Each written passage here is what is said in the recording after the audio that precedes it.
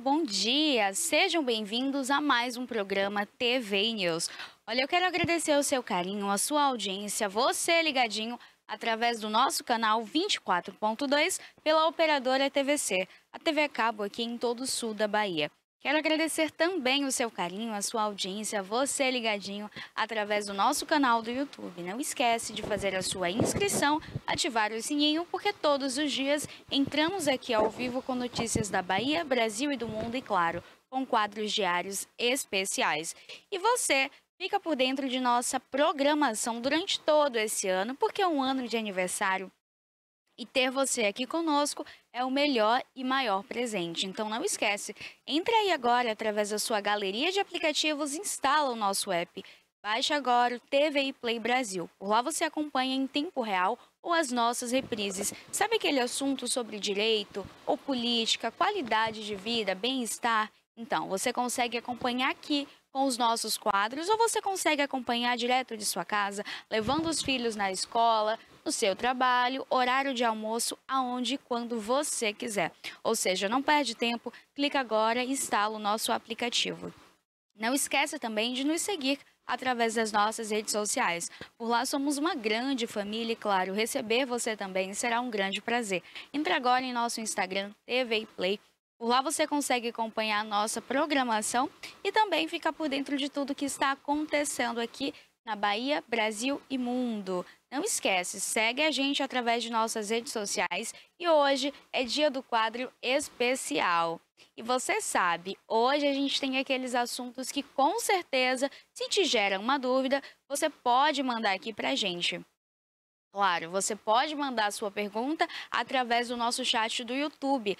Por aqui você consegue mandar a sua pergunta e o nosso advogado, o Abraham Feldman, vai responder, vai tirar todas as suas dúvidas, porque hoje, então, é dia de mais um quadro especial e ele já está aqui conosco, presente no estúdio.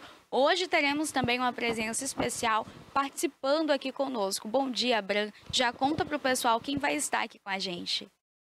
Bom dia, Pérola. Bom dia a você, nosso telespectador fiel, que está sempre com a gente aqui nas quartas-feiras.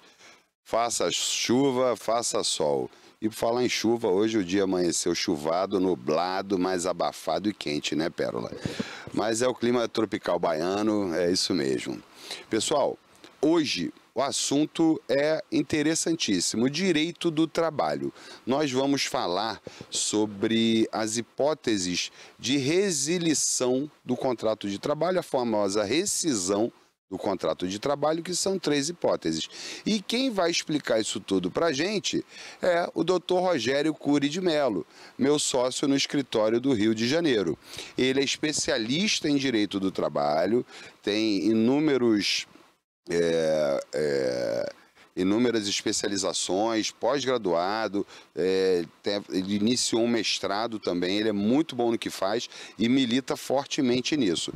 E vou trazer também uma curiosidade, o que fazer se você encontrar algum valor, uma mala de dinheiro, um celular, o que fazer com aquilo que você encontrar na rua. Você pode ficar, não pode, vou trazer essa curiosidade para você. Já já a gente volta falando sobre isso. Olha, então o tema de hoje é interessantíssimo. Acredito que você tem muitas perguntas, você precisa se atualizar, entender sobre seus direitos, deveres, saber as suas obrigações também, claro. Sinta-se à vontade, pode deixar sua pergunta através aqui do nosso chat do YouTube, que a gente sinaliza aqui ao Abraham Feldman e ele, juntamente com o seu sócio, vai estar tirando aí as dúvidas para vocês. Então pode rodar a vinheta para a gente já iniciar o nosso quadro, mais uma vez, cheio de novidade para você.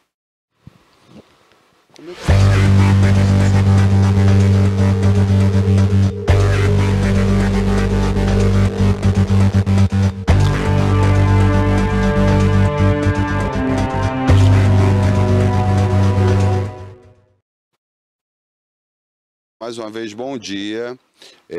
Como eu falei, vamos falar hoje sobre o direito do trabalho. O Dr. Rogério ele vai entrar no ar daqui a pouquinho. E antes disso, eu vou trazer uma curiosidade para vocês. E trago essa curiosidade porque ela foi matéria hoje de um jornal um jornal de circulação nacional, quer dizer, eu ainda falo jornal, né? No aplicativo desse canal de notícias, uma pessoa encontrou na conta, graciosamente, o saldo de 131 milhões de reais. Você ficou sabendo disso, Pérola? Soube. Inclusive, eu quero saber aí o que vai acontecer. Porque, assim, se chegassem aí, se caísse hoje no meu Pix 130 milhões e eu não ficasse com nada, a Bran ia ficar chateada, viu? Então, tira já essa dúvida da gente, explica aí. Eu soube também que após esse período que não sei se aconteceu a audiência ou exatamente o que aconteceu, mas de que ele ficaria com a porcentagem, que essa porcentagem seria ele equivalente a mais ou menos 13 milhões. Então, eu não vou comentar esse assunto específico, porque eu não conheço do processo e não atuo nele. Eu vou comentar o que é o direito material que envolve esse tema. O artigo 1233 do Código Civil, ele obriga a pessoa que encontrar um bem na rua ou em qualquer outro lugar, tem o dever de entregar ao seu dono ou à autoridade competente. Tá? Então, você encontrou ali uma mala com $1 milhão, aquela mala com aquele $1 milhão não te pertence. Então, você tem o dever de entregar para o dono ou possuidor. Tá? É um dever entregar. Se você não entregar, você está cometendo crime de apropriação indébita. Porque no momento que o dono chegar para você, isso é meu, me dá, e você se recusa a entregar, a devolver, a restituir, você comete o crime de apropriação indébita. Mas o artigo seguinte, o 1234, ele diz que a pessoa que encontrou, ao devolver, ao restituir ao dono ou possuidor essa coisa encontrada, e aqui, gente, quando eu falo coisa, são bens móveis, tá? Um celular, uma bolsa, o dinheiro também, tudo isso. Essa pessoa tem direito a receber uma recompensa de pelo menos 5%, do valor da coisa, acrescido de eventuais custos e despesas que ele tenha incorrido de transporte, guarda, conservação. E então, se você achou, você tem que entregar, tem que devolver para o dono. E o dono, ele também tem que te pagar essa recompensa, que é no mínimo 5%, mais as despesas de transporte, conservação e guarda do que você encontrou. Esse caso específico, vou comentar só o que eu li na notícia também.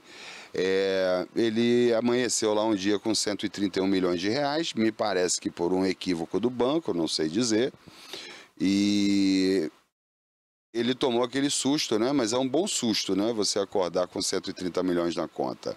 Eu queria tomar esse susto. E o banco, ao que me parece, pelo que eu vi lá na notícia, de forma assim, talvez não tão educada, não tão gentil, né, o exigiu que devolvesse aquele dinheiro. Tá? E aí já começa uma discussão. Aquela coisa foi achada? Não foi achada. A lei diz coisa achada. Não foi achado, estava na conta dele. A gente pode até entender que ele achou o dinheiro na conta, tá? E o advogado dele pleiteia 10% desse valor, 131 milhões, daria 13 milhões e 100 mil reais, mais 150 mil reais a título de indenização por danos morais, devido a essa cobrança do banco, devido a toda a cobrança que ele diz que foi bastante assintosa, que foi desrespeitosa. Então, eles estão pleiteando disso. Teve uma primeira audiência onde não houve acordo, e isso fatalmente vai para instrução e julgamento, onde o Estado juiz, o judiciário, vai decidir o que vai acontecer no caso. Então, achou coisa na rua, devolva para o dono. E você, dono, que teve alguém que encontrou, não esqueça de pagar a recompensa que está na lei. Artigos 2.233 e 2.234 do Código Civil Brasileiro. Já temos o Rogério em linha?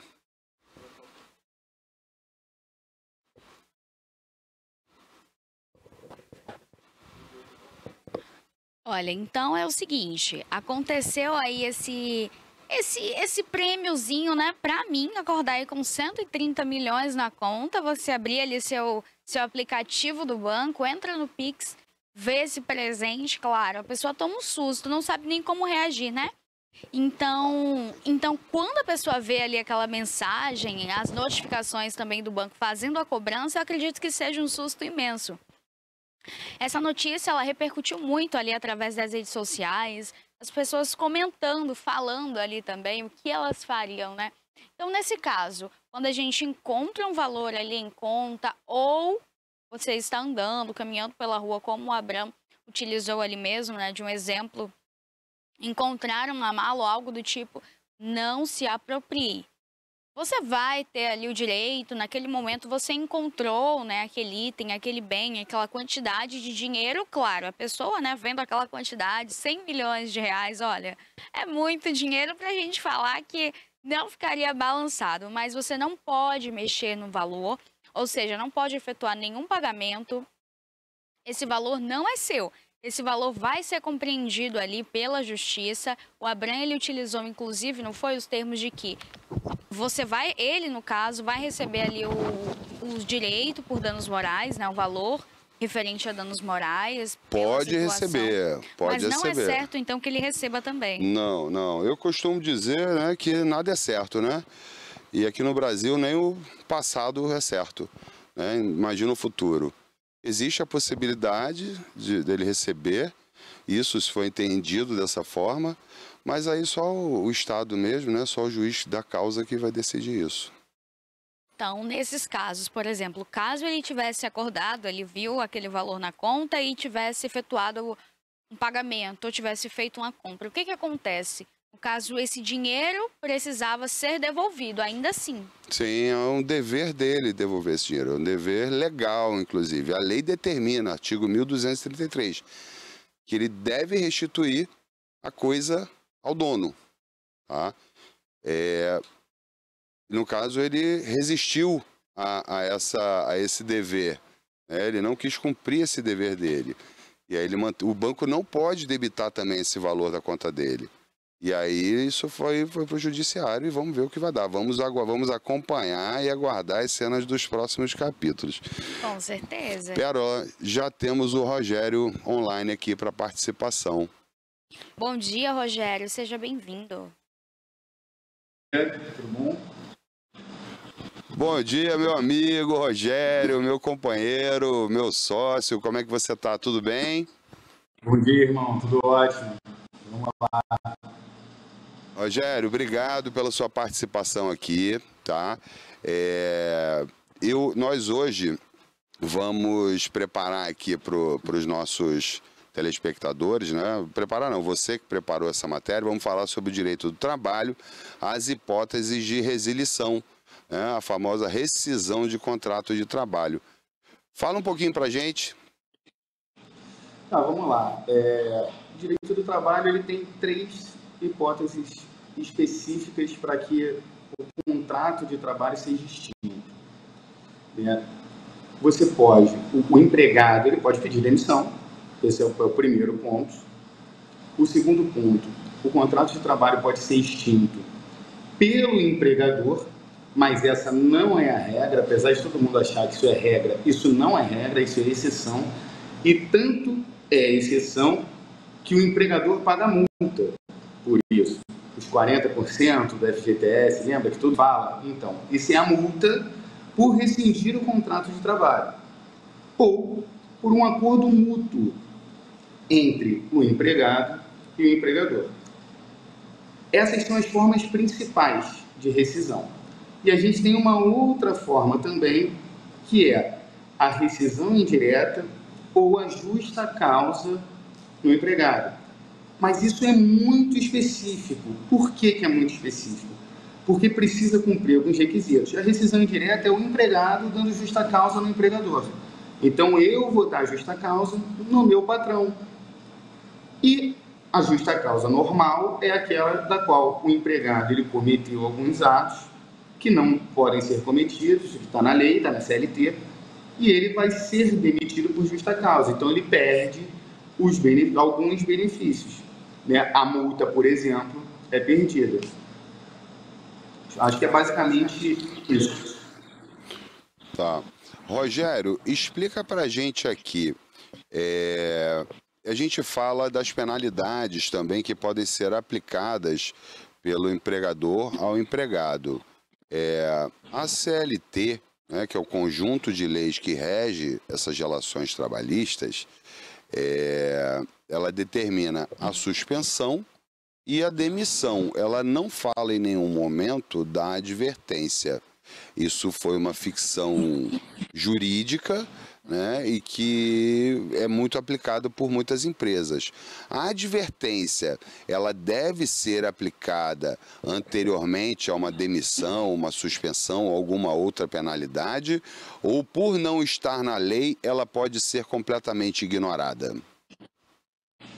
Então, não, isso é um mito que as pessoas falam, né? Tanto a advertência, seja ela verbal ou por escrito, e também qualquer coisa que aconteça no ambiente de trabalho, não tem nada a ver com a demissão. Então, assim, não existe aquela hipótese, olha, ele tomou 3 advertências, ele precisa ser suspenso, ou ele tomou 3 suspensões, ele vai ser demitido por justa causa.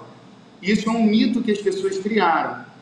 Ela não deve ser ignorada, até porque é uma informação do empregador para o empregado, dizendo que ele não está satisfeito com aquele serviço ou com aquela coisa que aconteceu, por isso ele está sendo advertido, mas não tem absolutamente nenhuma ligação com a rescisão de trabalho. Tanto a advertência quanto a suspensão. Nenhum dos dois tem absolutamente nada, nenhuma ligação com a demissão. Tanto que você pode não tomar nenhuma advertência, não tomar nenhuma suspensão e mesmo assim ser demitido por justa causa. Ou pode tomar 10 advertências, 10 suspensões e não ser demitido por justa causa. Entendi. A gente comumente vê na Justiça do Trabalho, né, Rogério, que determinadas empresas demitem os funcionários por justa causa, por justo motivo, conforme, acho que é o artigo 483 da CLT, né? E tô certo quanto ao artigo? Isso aí. Tá certo, 483.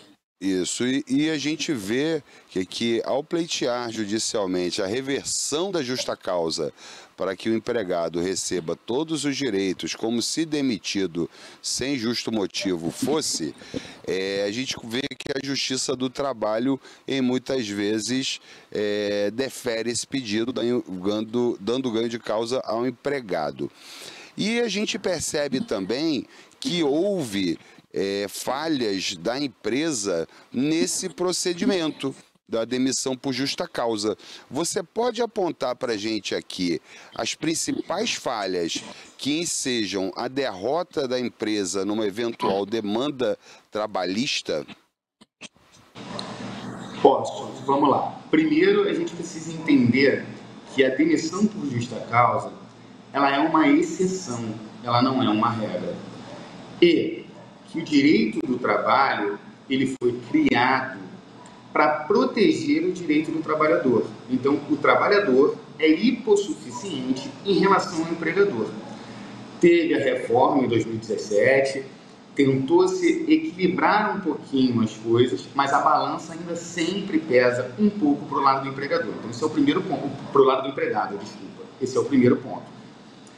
Quando a gente vai demitir alguém por justa causa, a gente precisa ter muito bem como provar os motivos que ensejaram essa justa causa. E muitas vezes o empregador não tem isso.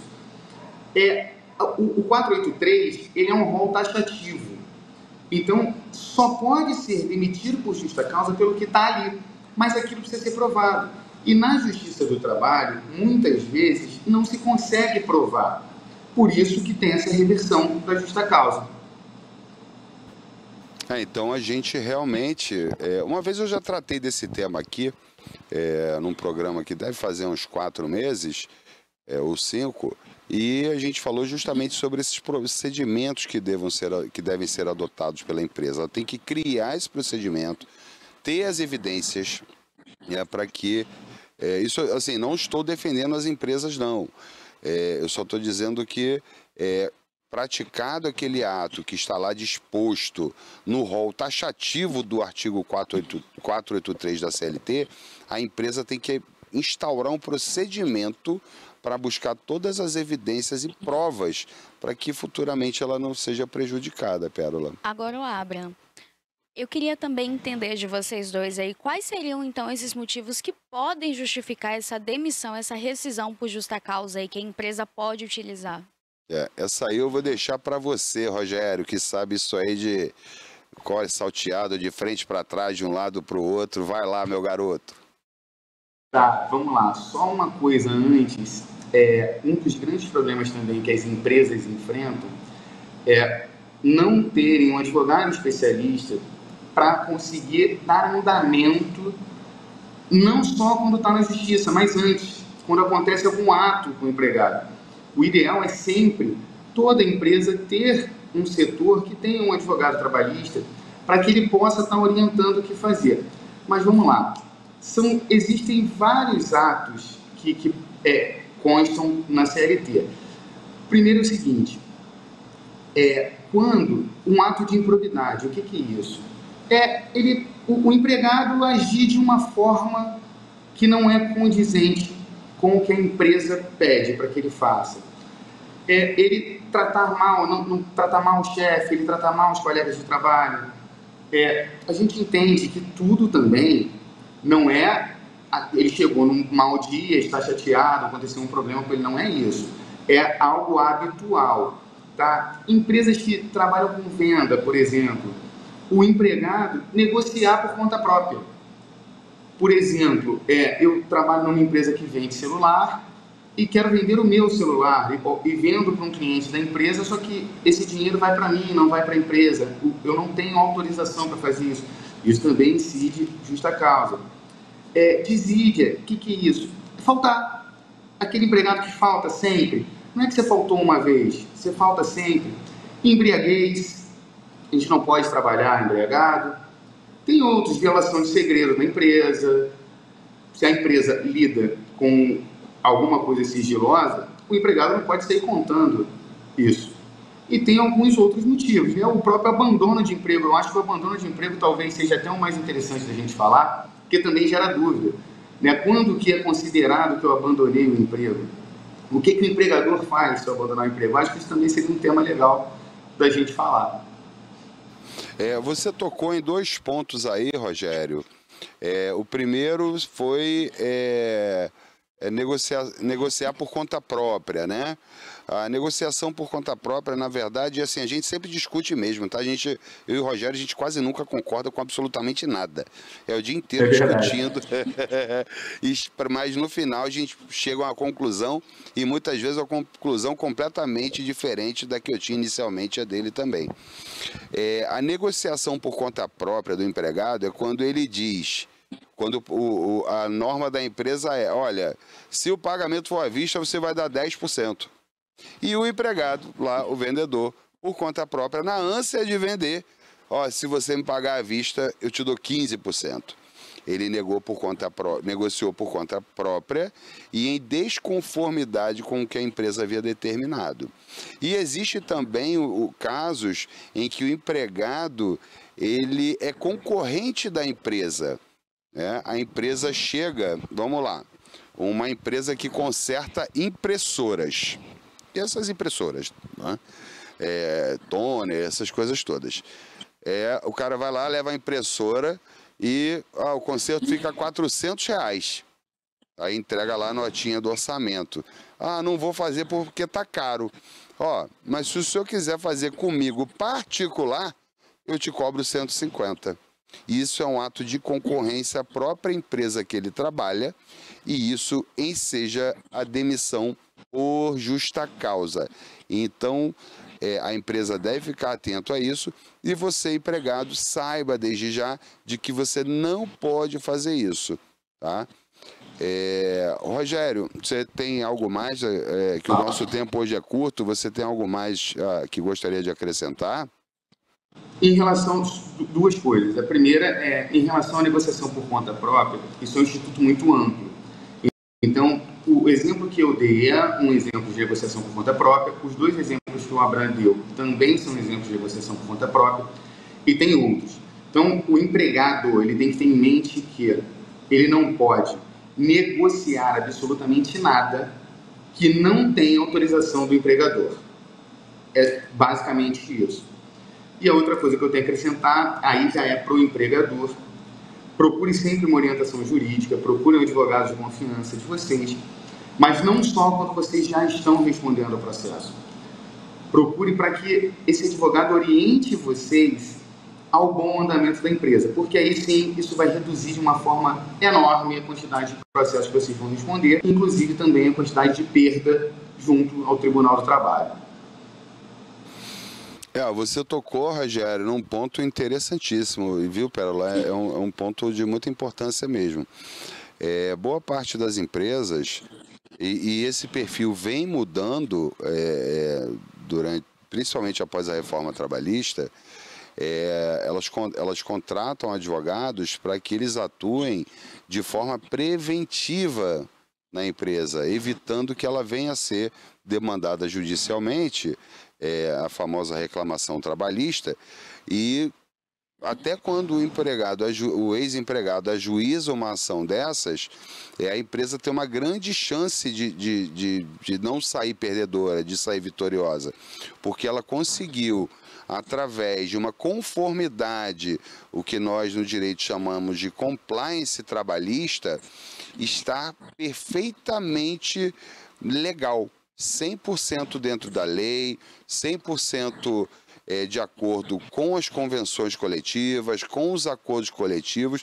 Isso mitiga, isso reduz o risco da empresa, assim, num percentual absurdo. E a gente tem visto, e assim, é um bom trabalho que a gente faz lá no escritório também, empregados que ao sair, assim, a empresa não deixou de pagar um centavo, não suprimiu qualquer direito do empregado. E ainda assim eles ingressaram com uma ação trabalhista e ao final a ação foi julgada totalmente improcedente, porque restou provado que a empresa cumpriu tudo que ela deveria cumprir de obrigações e deveres. Então, o preventivo, você agir de forma a não ter o problema, costuma sair muito mais barato, muito mais barato. E isso representa uma economia para você, empresário, empregador, muito grande. E pode fazer a diferença entre o seu sucesso e o seu fracasso. Olha, eu tenho uma dúvida também em relação ao trabalho home office. Isso, até eu tenho. Como é que funcionam aí, então, por exemplo, uma rescisão? Como que funciona esse contrato, então, Abraham? Tem as mesmas leis? Como é que funciona para a pessoa que trabalha em home office? Doutor Rogério, toca essa bola. Vamos lá. O contrato home office, ele é um contrato idêntico ao contrato da pessoa que vai trabalhar presencialmente. Só tem uma diferença. Não pode ser cobrado o horário de trabalho. Isso é diferente da carga horária. Se você tem um contrato home office, você tem que trabalhar 8 horas por dia, você tem que trabalhar 8 horas por dia. Agora, o home office, eu não posso te cobrar o horário de 8 às 5, isso eu não posso fazer. É a única diferença. A rescisão desse contrato é igual. Não tem nenhuma alteração, até porque é um contrato de trabalho idêntico ao outro. A diferença é que o local que você presta o serviço não é nas dependências da empresa, e sim nas suas dependências. E tem uma outra questãozinha aí. Tudo que a empresa te ceder para você trabalhar de forma home office, você tem que devolver na rescisão de trabalho. Tá? Inclusive o pagamento. Por exemplo, muitas empresas pagam a internet do empregado, porque precisa de uma internet para... Então, isso tudo ela vai cessar junto ao contrato de trabalho, mas tem que estar tudo muito bem amarrado no contrato de trabalho para que não dê problema para a empresa na justiça. Eu peço vênia para discordar de Vossa Excelência, porque eu acredito sim. Como a gente já teve lá no escritório, contratamos, foi uma advogada, onde ela trabalhava home office, e o horário dela era de 9 às 6. E de 9 às 6 nós demandávamos trabalho a ela e exigíamos que ela cumprisse as tarefas que lhe eram demandadas. Né? Então a gente tinha esse controle de jornada. Houve alguma mudança jurisprudencial ou um entendimento doutrinário que alterasse isso, para que não fosse mais permitido ou possível o controle de jornada? Houve sim. Por quê? Hoje, para que seja cobrado a jornada de trabalho no horário exigido, ela sendo home office, eu preciso justificar para o meu empregado. Porque o home office, a tendência dele, a criação dele foi para que a pessoa tivesse um pouco mais de liberdade. Então, quando a gente exige o horário de trabalho dessa pessoa, a gente precisa justificar. Por exemplo, a pessoa trabalha em home office, mas com atendimento ao público. Ela não pode trabalhar de 10 da noite às 6 da manhã. Ela tem que trabalhar no horário comercial. Então, o trabalho dela, a forma que ela exerce o trabalho dela, obriga com que ela tenha que cumprir a carga horária durante aquele horário específico. Mas o home office, a regra é flexibilidade de horário. Tem empresas, inclusive, que estão respondendo na Justiça do Trabalho por conta do ponto.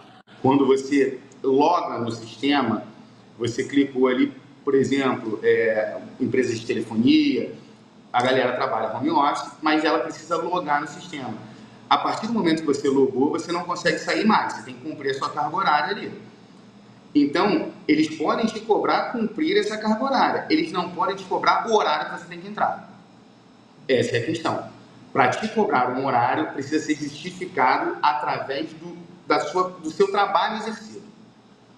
Pode. Não é que não possa. Pode. Não entendi.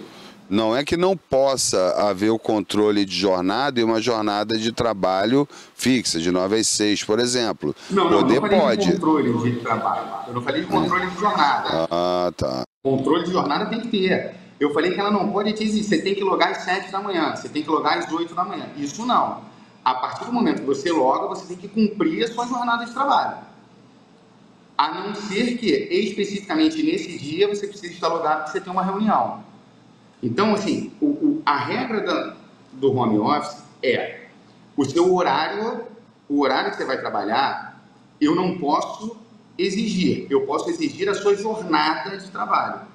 Porque o horário de trabalho e a jornada de trabalho são coisas diferentes. A jornada de trabalho é aquele 44 horas semanais, que é a regra, é isso. Então, eu posso exigir as 44 horas semanais. Eu não posso exigir a forma que você vai usar essas 44 horas semanais. E essa é a questão. A não ser que eu justifique. Justificando, não tem problema. Depois a gente vai conversar mais sobre isso. Chegando no escritório, a gente conversa. Tá ótimo. Pérola, você tem mais alguma pergunta? Olha, eu queria entender sobre o banco de horas extras. Como é que funciona? Porque tem esse problema aí, as pessoas... Como é que a gente faz esse cálculo? E como é que o empregador ele consegue ali fazer uma logística para não ter problemas depois com o funcionário? Doutor Rogério? Vamos lá. O banco de horas é o seguinte, o primeiro problema que a gente tem no banco de horas, o banco de horas, ele precisa ser um acordo entre o empregado e o empregador. Tem que ter esse acordo. Se não tiver esse acordo, o banco de horas não é válido. Segunda coisa, o banco de horas, para ele ser feito da forma correta, o ponto da pessoa, seja ele eletrônico ou manual, precisa estar preenchido correto. E ninguém pode efetuar mais do que 2 horas extras por dia. Isso está na lei. E o banco de horas é simplesmente a compensação. Você efetuou 2 horas, 2 horas, 2 horas, você ganhou 6 horas. Eu preciso compensar essas horas, ou você saindo mais cedo, ou você tendo aquele dia de folga para compensar as horas que estão no banco de horas. Apesar de parecer complicado, Pérola, é uma matéria simples, né? O que gera confusão, o que eu já vi muita confusão, é que a hora extra ela é remunerada com pelo menos 50% a mais da hora normal. Então, eu já vi empregados, pô, mas eu não quero tirar a hora, eu quero o meu dinheiro com 50% a mais. Ou então, eu quero 50% a mais de tempo. Fiz 6 horas, 50% a mais, 3 horas, eu quero 9 horas a mais de descanso. E não é assim, e não é dessa maneira. É exatamente como o Dr. Rogério falou. Tá? Pode falar, Pérola, por favor. Rogério, alguma observação mais? Não. Tá. Rogério, eu queria agradecer muito aqui sua participação. Eu venho tentando chamar você para participar há meses, mas você meio tímido, não vinha. E quero dizer que você deu um show, meu amigo. Você arrebentou e era exatamente o que eu esperava e o que todos nós esperávamos de você. Tá? Muito obrigado. Sua barba está enorme, está branca, dá um jeito de tratar dela melhor. Seu cabelo também está caindo, então se cuide melhor um pouco, viu, meu amigo? Um abraço aí a todos, muito obrigado pelo convite. Sempre que precisarem, quiserem falar direito do trabalho, é só me chamar. E a barba e o cabelo, né? Se a gente não morrer, a gente vai envelhecer. Então eu prefiro envelhecer do que morrer novo. Por isso que não tem o que fazer.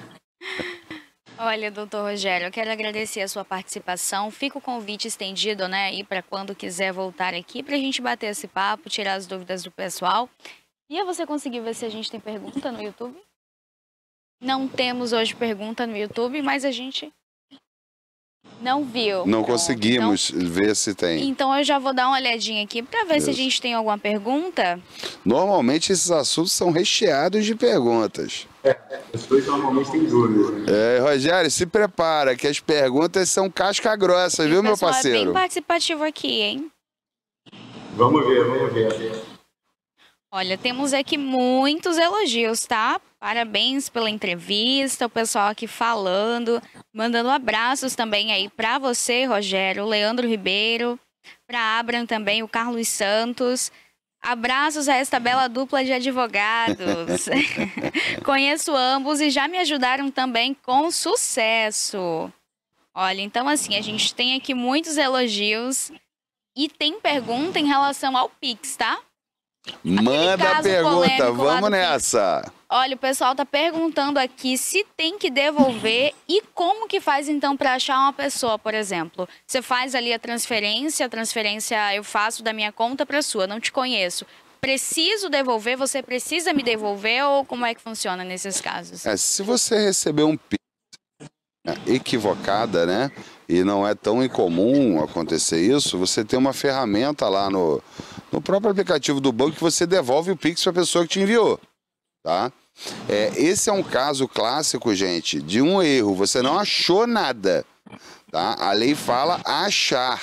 Você não encontrou nada, tá? Então ali você simplesmente devolve para a pessoa. Devolve, tem a ferramentinha lá, devolver Pix. Vai lá, digita sua senha, o dinheiro volta para quem te mandou. Foi o Pix errado, devolve. Se não devolver, a pessoa entrou em contato com você ou autoridade policial, devolva o meu dinheiro. E você diz, não devolvo, vou ficar para mim. Crime de apropriação indébita. E é um crime grave. Eu posso fazer? Pode. Nesse caso, como não achou, a gente tem direito à recompensa ou não, doutora Abram? Por favor, dispenso a formalidade, tá, doutor Rogério? Pode me chamar de Abram. Eu entendo que não. Eu entendo que não há recompensa nesse caso. Eu entendo que não. Agora, digamos que efetuei ali, hoje existem alguns golpes de Pix, inclusive eu caí. Já vou tirar aqui a dúvida com vocês dois, já vou aproveitar e fazer minha consulta. Eu caí um golpe de Pix, perdi um valor na época. E o que acontece? O que eu perdi foi através do Instagram de uma clínica que me atendia, uma clínica ginecológica. E eu tinha uma consulta marcada para quarta-feira. Na segunda, ou foi na terça? Na terça, na verdade, eu acabei caindo nesse golpe do Pix. Eles pedindo ali que eu efetuasse o pagamento e era um plano, algo assim, diferente e um valor maior. Efetuei o Só valor. para entender, quem pediu para você fazer? O Instagram da clínica. O Instagram da clínica, Isso. tá, ok. Que no caso já estava hackeado e eu não sabia, porque eles também não conseguiram ali, eu acho que, colocar nada no WhatsApp para nenhum cliente, nenhum paciente. Porém, eu mandei mensagem no WhatsApp da clínica falando que, olha, eu recebi uma mensagem aqui. Aí eles não me disseram nada. Ficou lá a mensagem e eu efetuei o Pix. Após efetuar o Pix, eles, depois de algum tempo, mandei lá a mensagem, já tinha entendido que eu tinha caído no golpe, mandei a mensagem no WhatsApp novamente, falando, olha, aconteceu tal situação. E aí foi quando eles vieram me responder referente a isso e falando, sinto muito, a gente vai tentar aqui resolver, mas acabou que não deu em nada. Uhum. Nesse caso, o que aconteceria aí? Porque assim, eu caí num golpe acreditando que era a clínica. A clínica não forneceu nenhum atendimento também depois, só mesmo ali o básico do básico. E quais são aí os direitos ou o que acontece nesses casos aí, por exemplo? Essa é uma pergunta para a doutora Beatriz, tá? Bittencourt, nossa advogada daqui do escritório de Ilhéus, que é quem cuida da área do direito do consumidor, além de outras áreas.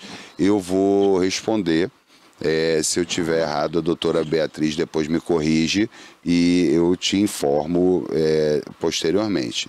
Existe um princípio que se aplica ao direito do consumidor, ao Código de Defesa do Consumidor, que é o princípio da identidade. Se a clínica teve um Instagram clonado, hackeado, eu não sei como é que se dá o nome exatamente, e você que tinha uma consulta marcada, que você que é cliente daquela clínica, ou paciente, como queira dizer, acreditando estar falando com aquela clínica, aquela pessoa jurídica que ele prestar o serviço e da qual você é cliente, por conta desse princípio, ela pode sim ser responsabilizada e ela te devolver o valor pago e também uma eventual indenização pelos danos morais. Então você poderia sim ser ressarcida do seu dano moral e do seu dano material e ser indenizada por um eventual dano moral causado. Agora tem um tempo, tem um prazo, dá para entrar ainda, doutora Beatriz, ou não? Acho que isso tem uns 2 anos, não tem mais, né? Não, já foi, perdi, acabou. Não, o prazo prescricional acho que é um pouco mais longo para isso aí, tá? A gente tem que ver, porque existem vários prazos prescricionais. Eu acho que ainda dá tempo. Acho que ainda dá.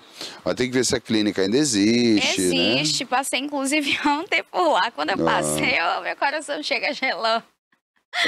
Assim, a clínica não teve culpa. Sim. Tá? Mas ela, por conta desse princípio da identidade, da marca dela, ela pode ser responsabilizada sim. Eu já vi decisões em vários sentidos, em responsabilizar e em não responsabilizar. Já vi decisões nos dois sentidos. Eu penso o seguinte, eu não queria o meu valor de volta, mas eu perdi o meu valor, eu já era cliente, paciente já há anos, né? Há um bom tempo, então no mínimo a minha consulta tinha que ser feita. E acabou que a minha consulta, nem lá eu fui também chateada pela situação, né?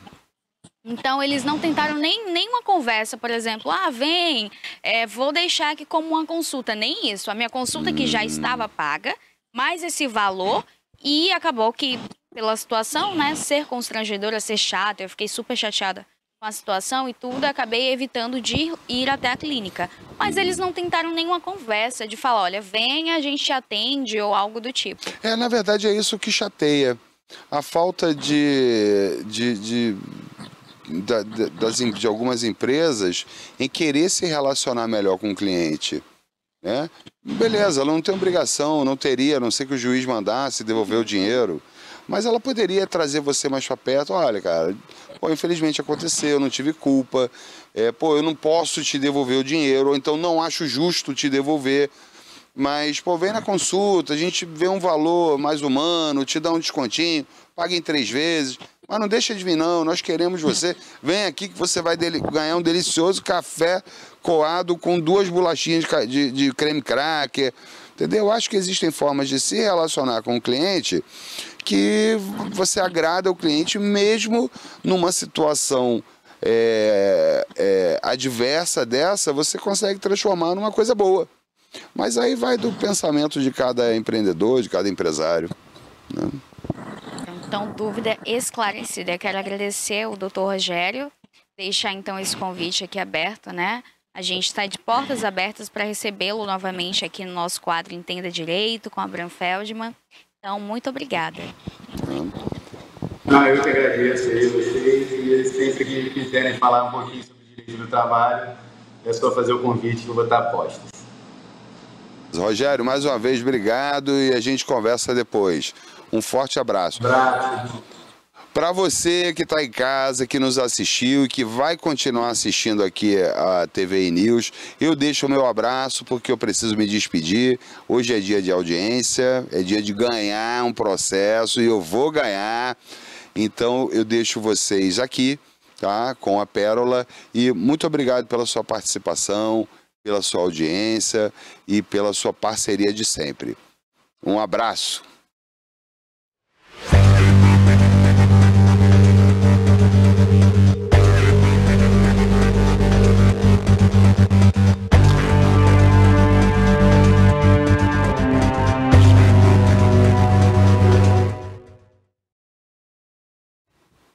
Olha, estou aqui de volta com vocês e eu já quero iniciar então aqui o nosso momento com o clima-tempo.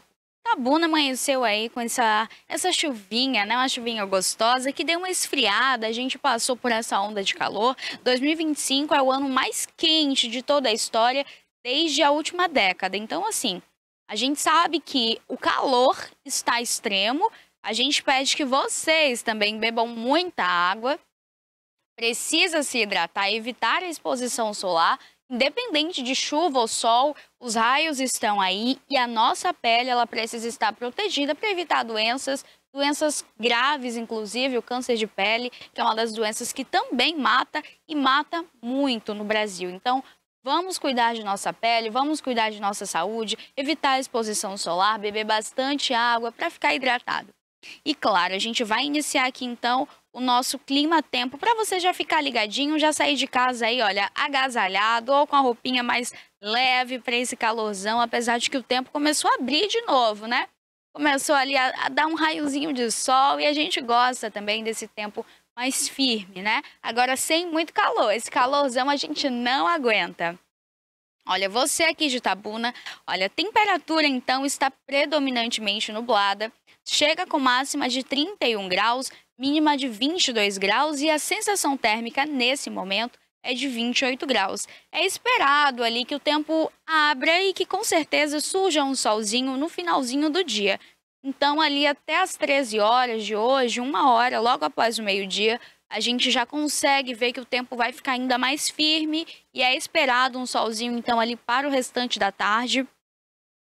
Você também ligadinho aí de Itajuípe, sensação térmica neste momento de 28 graus, predominantemente nublado, a mínima chega a 22 graus, com máxima de 31 graus, as condições de chuva permanecem agora a partir de 11 horas até então às 13 horas, e as previsões aí então são para o dia parcialmente nublado até o finalzinho do dia. Ou seja, você de Itajuípe já pega aí o seu guarda-chuva, vai sair de casa, se agasalha, vai dar uma chuvidinha e vai refrescar com certeza o nosso tempo. Final de semana chegando e a gente gosta de final de semana com sol, tá? Então já fica esse alerta aí para você de Itajuípe. Ibicaraí, nesse momento, a sensação térmica é de 29 graus, predominantemente nublado, máxima de 31 graus e chegando a mínima de 21 graus.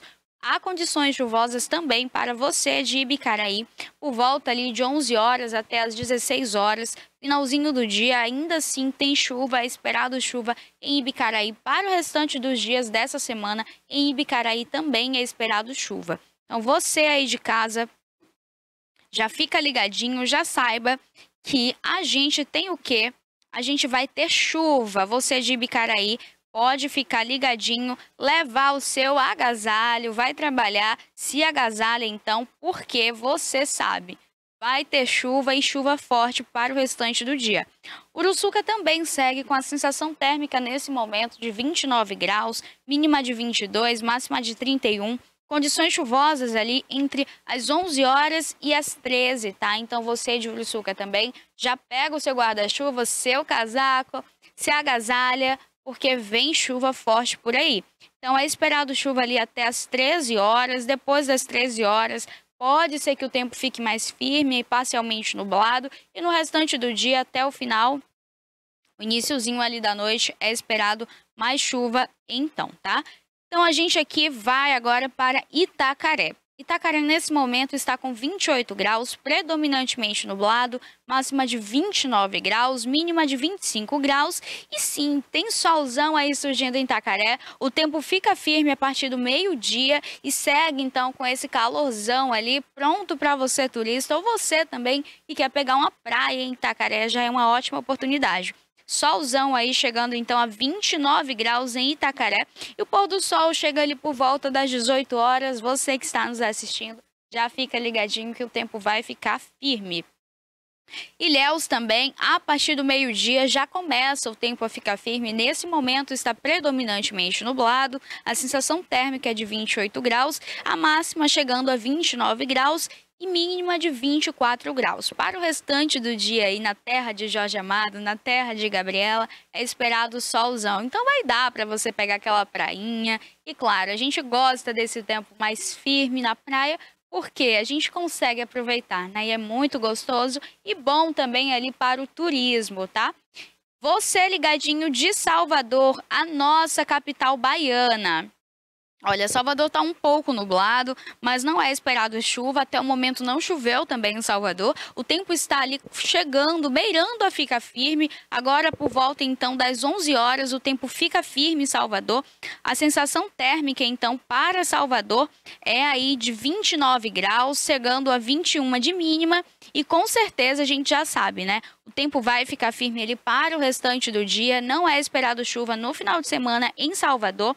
Chega ali a 30 graus no restante do dia em Salvador, a nossa capital baiana. Então já fica ligadinho aí que o tempo está firme por lá. Olha, eu vou iniciar aqui os nossos destaques do dia e a gente vai fazer o seguinte. A gente vai começar então com uma notícia que está gerando muita polêmica aí nas redes sociais.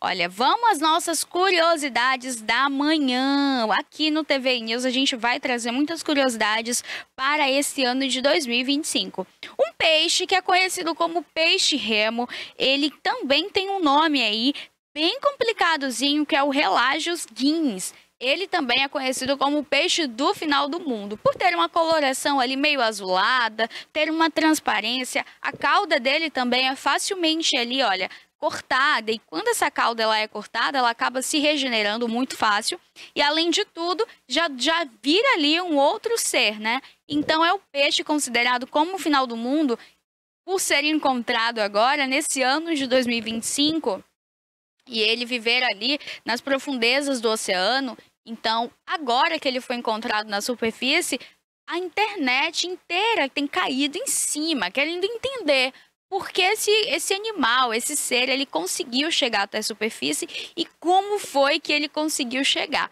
Então é o seguinte, ele é conhecido aí como o peixe do fim do mundo. Ele apareceu então na beira de uma praia baixa na Califórnia, localizado ali no México, no dia 10 de fevereiro. Até o momento foi registrado aí por banhistas também, alguns outros, e acabou que esses vídeos eles se espalharam ali pelas redes sociais. O que mais chama atenção é a coloração desse animal. Olha, esse peixe, esse ser, ele tem uma coloração muito diferente, além de que o tamanho também assusta muito. Olha, ele é bem grande, essa coloração azulada com uma transparência ali, a gente consegue perceber a diferença, né? A gente não está acostumado com esse tipo de peixe, olha, a cabeça ali também mais achatada e, além de tudo, que assusta um pouco, né? Quando a gente não entende e, além de tudo, a gente sabe que é um animal que vive ali nas profundezas do oceano, ou seja, houve ali A partir de algum momento ele conseguiu chegar até essa superfície e o que agora os cientistas tentam entender é como esse animal conseguiu então chegar até a superfície. O que está acontecendo? Há um pensamento, há uma suposição e, claro, há estudos que estão investigando se aconteceu algo ali no fundo do oceano e o que está fazendo com que essas criaturas que são diferentes para nós e que com certeza eles têm uma vida ali no oceano totalmente diferente, que não conseguiria se adaptar aqui à superfície, principalmente em águas doces, eles estariam aqui por qual motivo? Então, assim, apesar do nome ser bem diferente, esses apelidos aí desses peixes, eles chegaram a serem falados, né, em relação a ser do fim do mundo, peixe do fim do mundo, por conta dos desastres naturais que se popularizou ali na Califórnia, no México, em todos os Estados Unidos, e que com certeza eles se relacionavam ali, então, como mensageiros do mar. Então, a nossa curiosidade do dia é, esse peixe agora que chega na superfície, ele é conhecido como peixe do fim do mundo por isso. Quando estava para acontecer algum terremoto, quando tinha um tsunami, quando tinha algo, esses peixes eles vinham até a superfície. Então agora as pessoas relacionam também com, será que está acontecendo algo nas profundezas do oceano? Será que é um aviso? Será que vem um tsunami? Bom, os cientistas acalmaram a população ali do México, falaram que não, que até o momento não tem nenhum alerta. Claro que se chegar até algum alerta, algum tremor, serão avisados aí os moradores para evacuarem a cidade e se protegerem, mas até o momento não. Então esses peixes também eles foram encontrados ali no ano de 2011 no Japão, quando estava ali bem próximo de acontecer um tsunami, bem próximo ao Japão. E tudo isso acontece aí e assusta a população, né? Agora há pouco também surgiu um outro peixe aí na superfície e todo mundo questionando, todo mundo tentando entender o que era aí esse peixe. É um peixezinho pretinho assim, cheio de dentinhos, sabe? E que assustou a população. Então, quando a gente vê essas criaturas diferentes, a gente fica assustado. Olha, e apesar do nome ser diferente, a gente não pode afirmar se tem a ver realmente aí com esses tsunamis, com esses desastres naturais, até porque os cientistas falaram que até o momento não tem alerta de tremor, tá? Mas que sim, que esses animais, essas criaturas, elas chegam até a superfície devido às mudanças na climaterapia, ou seja, o oceano ele está passando por intensas transformações, né? O ser humano ele degrada a natureza e com certeza a gente sabe que tudo isso que a Terra hoje tem vivido, de aquecimento global, esse calor extremo que a gente tem vivido, as chuvas também. Em São Paulo esses dias estava chovendo ali pedras, né? Pedras de gelo e que todo mundo se assustou. As redes sociais aí bombardearam com esses vídeos. Ou seja, a gente entrega isso à natureza e a natureza responde de alguma forma. Essas criaturas que estavam ali no fundo do oceano, que tinham aquele habitat deles por natural, algo então está impedindo com que eles tenham a mesma qualidade de antes. Ou seja, existe algo ali que está prejudicando. Então, que por isso eles estão vindo para a superfície, né? E que com certeza em algum momento a gente vai entender o que está acontecendo, né? Os cientistas vão aparecer com alguma notícia ou a gente vai se assustar cada vez mais aí com a chegada desses animais até a superfície, até que algo seja falado, até que algo seja esclarecido, né? Mas até o momento é apenas isso. Agora, esses eventos também sísmicos que acontecem ali têm sim relação com que esses animais cheguem. Então a gente não exclui ali a possibilidade do fim do mundo, até porque o mundo já está demonstrando, né? Já está com degradação. A natureza está se degradando. A gente percebe aí esses incêndios florestais, a gente vê o desmatamento. A gente sabe a quantidade que o ser humano destrói o mundo. Então, o mundo ele já não está tão apto para essa vida, uma vida com qualidade. E que com certeza o ser humano sente, né? A gente vê aí doenças pulmonares e que são causadas aí por esses desastres que a gente mesmo ocasiona, né, com a nossa ganância, porque o ser humano gosta de destruir. O ser humano vê a natureza, vê a criação divina, vê o quanto tudo é belo, o quanto tudo é tão natural e, claro, de graça, né? O ar que a gente respira. E é mesmo assim as pessoas ainda querem destruir, desmatar, poluir e que tudo vai voltar para a gente, né? Não tem outra. O sistema funciona o seguinte: você dá aqui para a natureza vai te devolver também dessa forma. Então, vamos cuidar da natureza, vamos observar os nossos atos, jogar lixo no lixo, lugar de lixo não é na rua, depois reclama que entupiu o bueiro, depois reclama que a cidade está alagada, mas aí o lixinho, aquela bala, aquele saquinho de bala, de chiclete que você jogou, ele vai percorrer, enfim, vai ter alguma consequência. Os nossos atos geram consequências, tá? Vamos agora, então, iniciar aí os nossos destaques do dia. Olha, tem uma emissora de televisão que está nesse momento com um incêndio muito grande, um foco de incêndio, então, está acontecendo. A Rede Globo de televisões, então, passa aí por esse momento. Nesta terça-feira, então, ontem, 18, ali no finalzinho já da tarde, por volta das 16h30, se iniciou, então, um foco de incêndio em uma cidade cenográfica, ali na Rede Globo, no Rio de Janeiro. Em nota, a Globo, então, confirmou que o incêndio afetou parte da cidade cenográfica, que, então, substituiria a novela Volta por Cima. Ainda não há informações ali sobre vítimas desse incêndio, tá? Os atores que estavam ali próximo ou que estavam dentro da cidade cenográfica, eles foram retirados a tempo antes que tudo se alastrasse por ali. Olha, então foi combatido pelo 2º Batalhão de Corpos de Bombeiro, com o apoio também da brigada da própria emissora da Rede Globo, o incêndio na cidade cenográfica Dona de Mim, que substituiria aí essa novela Volta por Cima, que seria a próxima novela das 7. A Rede Globo, então, falou que está ali tentando controlar a situação. Pediu também que as pessoas aguardassem, né? Porque estava sendo especulado de que a novela teria um atraso também, mas que teriam sim cenas já sendo gravadas na própria cidade cenográfica e que eles aguardassem porque conseguiriam ali manter tudo tranquilo, né? A gente torce agora para que tudo se recupere, né? Com muita facilidade também, porque a gente sabe, a gente gosta de uma boa novelinha, a gente gosta de novela. E com certeza, quando a gente fala aí, né, sobre esses atores estarem ali presentes, a gente fica também num alívio por ver que eles estão bem. O Rio de Janeiro tem passado agora nesse mês, eu acho que por ser também um mês muito quente, de fevereiro, a gente viu que na semana passada, um local, um galpão onde ficavam algumas roupas, algumas fantasias e costuras ali, dessas escolas de samba, de algumas escolas de samba que acabaram sofrendo com esse incêndio, e a gente viu a quantidade de perda. A gente fica sentido, né? Unidos ali da Tijuca também passou por esse momento. Eles emitiram uma nota logo nas redes sociais pedindo que as pessoas se tranquilizassem também, porque o pior já havia passado, que as pessoas foram retiradas ali desse galpão, dessa fábrica com vida. Alguns ficaram feridos graves, estavam no hospital. Muitos deles, ali 50%, estavam em estado grave, já estão se recuperando em casa. A atualização, então, aí deste caso é de que essas pessoas saíram ali do estado grave, estão em estado estável. Algumas já foram liberadas para casa com alta médica. A gente fica muito feliz por isso, né? E agora é esperar essa época do ano carnavalesca, uma época alegre também, e que a gente torce para que tudo fique bem, né? O Rio de Janeiro recebe agora, nesse mês também, muitos turistas. É esperado ali as visitas ao Cristo Redentor, Morro da Urca, ou seja, Mirante do Arvrão também, que é muito falado, localizado ali na Rocinha, que é a maior favela da América Latina.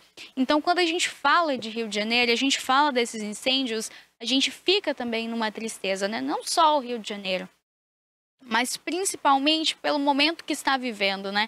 Em que o foco agora, quando a gente fala de carnaval, é Salvador, Rio de Janeiro, São Paulo, desfiles de escola de samba, Salvador aqui com os nossos trios, os nossos shows e camarotes maravilhosos, os blocos ali que reúnem multidões e que com certeza esse ano não será diferente, né? Então a gente fica agora no aguardo para atualizações desse incêndio que atingiu a cidade cenográfica da Rede Globo, nos estúdios do Rio de Janeiro, e a qualquer atualização eu também trago aqui para vocês. Olha, uma outra coisa que eu quero falar com vocês é sobre Bolsonaro. O Bolsonaro, então, ele foi denunciado por tentativa de golpe de Estado. A Procuradoria-Geral da República, a PGR, ela denunciou, então, ontem, terça-feira, 18 de fevereiro, o ex-presidente Jair Messias Bolsonaro.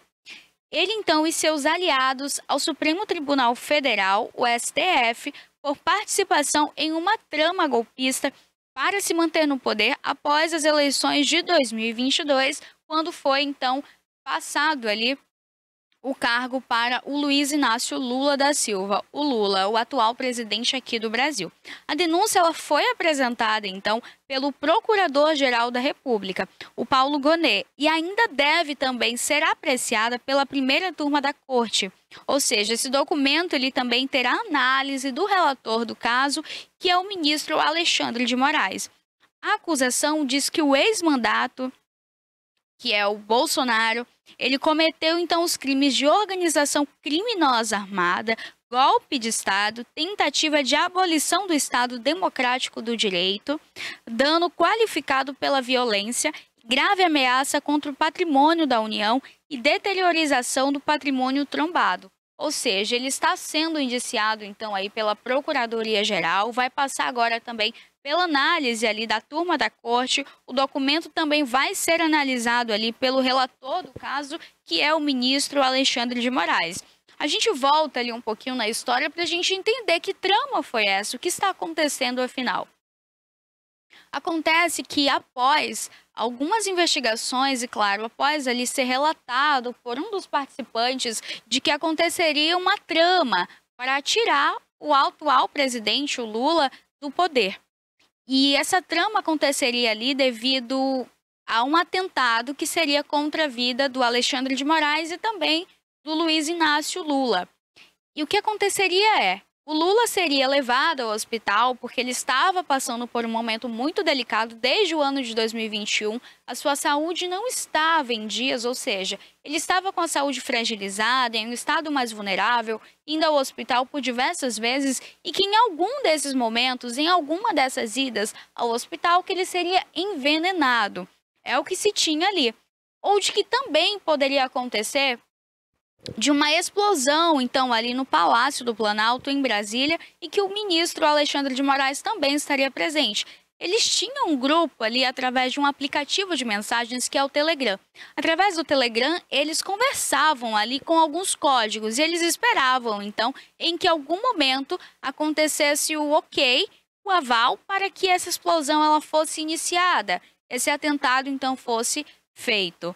O que tudo está se falando e o que tem repercutido muito ali desde o iniciozinho de janeiro é que com a cerimônia do Trump, a cerimônia de posse do presidente então dos Estados Unidos, o Donald Trump, que o Bolsonaro teria sido convidado, a família Bolsonaro estaria presente, ele teve ali o seu passaporte retido já e que ele não poderia sair do país. Então, aconteceu que ficou uma situação constrangedora para o Brasil, do convite ser feito, dele ter o seu passaporte ali negado, o seu passaporte estava, então, ali no poder da Procuradoria-Geral, na pessoa, então, do relator, o Alexandre de Moraes, que é o ministro, que, inclusive, vai estar à frente do caso. Os advogados, então, da outra parte, que é a parte do ex-presidente Bolsonaro, ele, então, alega ali de que o relator não poderia ser o Alexandre de Moraes, já que uma vez ele também estaria dentro dessas ameaças, ele também faria parte do processo. Então que ele, por ser uma vítima do processo, ele não poderia ser o relator. Porém, a Procuradoria-Geral, juntamente ali com o Supremo Tribunal Federal, alegou que não, que ele vai continuar assim à frente do caso, mesmo sendo ali, mesmo estando participando diretamente, né, como vítima, mesmo estando envolvido no processo, na investigação. Então agora a gente vai ficar no aguardo ali para outras atualizações desse caso e eu trago aqui para vocês. É algo que também tem repercutido muito nas redes sociais, as pessoas têm falado, tem gerado uma indignação, né? Agora com a eleição chegando, se aproximando, então gera ali um burburinho e a gente agora fica na expectativa para entender o que vai acontecer, né? Possivelmente ele vai ser afastado, o ex-presidente Bolsonaro vai passar por esse momento ali em que não vai participar, não vai estar ali como um dos concorrentes à presidência da República, um dos candidatos. Então vem aí uma nova pessoa, né? Já foi declarado por ele que pode sim ser a Michelle Bolsonaro. Já foi falado ali também na pessoa da Michelle, por também ser uma figura que o Brasil abraçou. Então agora a gente fica esperando, né, nesse momento, as atualizações para entender o que vai acontecer então agora com o Jair Messias Bolsonaro, que foi indiciado então pela Procuradoria-Geral juntamente com o STF, tá? Então eu trago aqui para vocês a qualquer momento a atualização saindo aí deste caso. Olha, eu quero conversar com vocês também sobre cirurgia plástica e os seus perigos. A gente sabe que o Brasil, no ranking ali de países que mais fazem cirurgias, é um dos países também que mais tem intercorrências. A gente tem diversos casos, inclusive, de uma moça bem jovem, uma moça cheia de vida, muito bonita, e que trabalhava também com televisão, com a sua imagem. A gente sabe que nessa era digital, em que as pessoas mostram muito, fazem muita comparação, existem algumas coisas ali que precisam ser corrigidas. E esse foi o caso, então, da Luana Andrade. Ela que era uma assistente de palco ali de um programa Domingo Legal, na emissora de televisão, então, a SBT. E ela passou por um procedimento cirúrgico ali, onde ela fez uma lipo.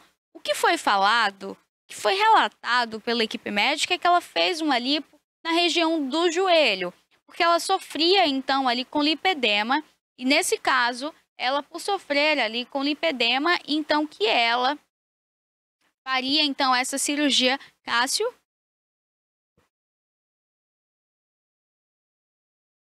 E que ela então ali faria essa cirurgia para tratar esse lipedema. O lipedema ele consiste então em um aumento ali do líquido, principalmente nas regiões inferiores do nosso corpo, nas pernas, no tornozelo, o joelho, principalmente das mulheres que sofrem com essa retenção de líquido também, tem ali muitas dores e principalmente o físico ali para ela, que era assistente de palco e trabalhava com isso, acabava então impactando, né, diretamente na autoestima. E ela passou por esse procedimento e durante esse procedimento ela teve uma parada cardíaca. Então, teve essa parada cardiorrespiratória, uma embolia pulmonar e teve um caso aqui na Bahia também, em específico, que eu quero conversar com vocês, que eu trouxe aqui hoje para falar com vocês. E com certeza deixar também vocês já de alerta e evitar então aí que haja essas intercorrências em cirurgias plásticas. Olha, uma mulher de 54 anos, identificada como Verusca Rendal Carvalho, ela morreu então nesta terça-feira, ontem, 18 de fevereiro, já no finalzinho da noite. Ela então por uma intercorrência ao realizar uma cirurgia plástica em uma clínica que fica localizada então em Salvador, no bairro Ondina. Ou seja, ela já passou ali pela cirurgia e durante esse processo onde estava fazendo essa cirurgia plástica, aconteceu a intercorrência. Ela era uma moça também saudável, né? A família fala que ela tinha ali hábitos de vida, com hábitos de vida saudável, com uma alimentação saudável.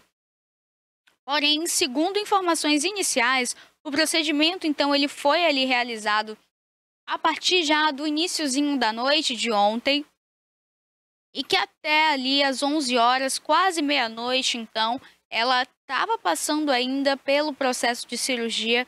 Era uma cirurgia também muito complicada e que envolvia riscos, porém que a Verusca ela não sabia, ela não estava ciente. Pela equipe médica não foi falado que os riscos eram altos, podendo chegar ali a ser uma vítima fatal.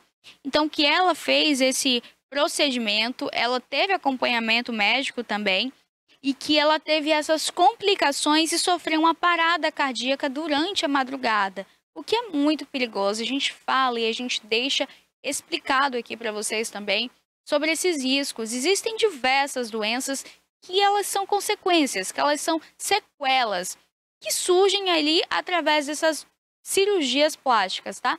Existem casos que a gente sabe que, inclusive aqui em nossa região, de diversas pessoas que não são autorizadas para fazer tal prática e que elas ainda assim com clínicas ou lugares também que são clandestinos, que não são clínicas, mas que levam esse título, né, de clínica clandestina, elas então passam aí por essas cirurgias confiando ali nessas equipes E o que a gente não pode fazer é brincar com a nossa saúde.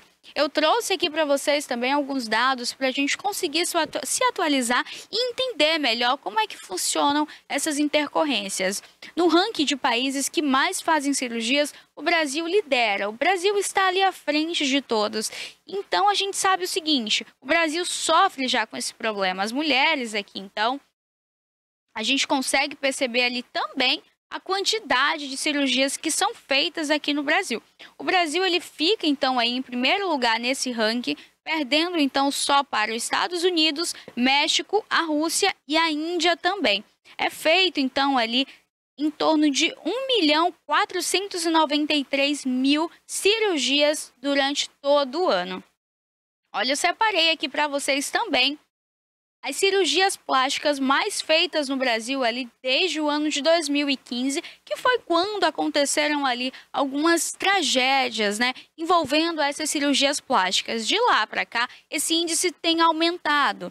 Então a gente vai entender agora quais são as cirurgias mais feitas. Em primeiro lugar está a lipoaspiração. As pessoas que gostam ali, que rotineiramente frequentam esses locais em que falam muito sobre essa lipoaspiração, ou seja, a cirurgia que vai retirar ali toda a camada de gordura do corpo, vai secar o corpo, a barriga, braços, pernas, também pode limpar aqui a região das axilas, papada, enfim, até mesmo as costas ainda é possível. Então a lipoaspiração fica aí como a primeira cirurgia mais feita no Brasil, tá? Ela lidera aí o ranking dessas 15 cirurgias mais feitas. Olha, a segunda cirurgia, então, aí que é mais feita é o implante de silicone nos seios. Então, é uma cirurgia também muito delicada que envolve ali também algumas consequências, como, por exemplo, a intercorrência devido ao corpo não aceitar aquele material. A terceira cirurgia, então, fica aí como a cirurgia de pálpebra, que é aquela cirurgia, então, que a pessoa faz para levantar aqui, olha, essa parte do olho, que vocês não vão conseguir me ver agora, mas vão conseguir entender o que eu estou falando. Onde ficam os nossos cílios, então? Eles fazem ali uma cirurgia para retirar essa pele morta, ou seja, essa pele mais envelhecida e que sim tem intercorrência também, tá? É uma cirurgia que tem muitos riscos, principalmente por se tratar de uma área do corpo que já é vulnerável. Olha, a quarta cirurgia, então, mais feita aí fica como a abdominoplastia. A abdominoplastia, ela consiste na retirada aqui dessa gordura da barriga, nessa parte que a gente chama de pochete, nessa parte que fica aqui na linha da calça, onde a gente fecha a calça, o short, coloca o cinto. É uma cirurgia muito complicada, é uma cirurgia que exige um repouso absoluto, mas que muitas pessoas não conseguem passar. E outras que passam também pelas intercorrências aí durante esse processo. Bom, e não perdendo muito aí, tem a redução de mama, masculina, feminina, lifting, também tem o lifting de rosto, que agora a gente percebe a quantidade de pessoas que fazem aí também. Então, a gente conseguiu entender aí quais são as cirurgias mais feitas aqui no Brasil. Eu trouxe um outro dado também para vocês com alguns índices desses perigos, ou seja, quais dessas aí que estão ainda mais causando mortes agora de 2019 para cá. Na época da pandemia, as pessoas elas passaram ali por um processo de ficar mais em casa e de se ausentar. Então, as coisas melhoraram por aí. A gente percebe que as cirurgias plásticas elas tiveram uma quantidade reduzida. Foi menor o índice ali por esses problemas, ainda bem. Mas que após a pandemia, então, começou a aumentar novamente. E agora, de 2023 para cá, esses índices aumentaram. Pode colocar para a gente na tela, Cássio. Eu trouxe aí uma outra imagem também para o pessoal entender.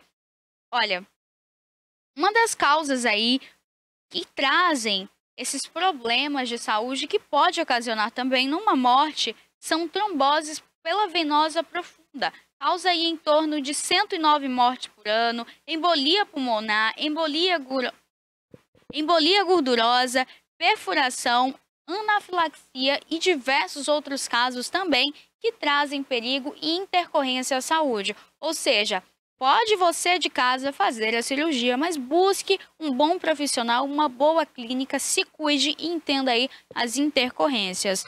Cuide de sua saúde porque a vida é um presente e um presente diário, tá? E falando em presente diário, já estamos finalizando o nosso programa de hoje. Eu quero agradecer aqui o seu carinho, a sua audiência, você que ficou ligadinho aqui até o final comigo. Amanhã a gente volta com o nosso TV News. Um beijo carinhoso, fiquem com Deus e até amanhã.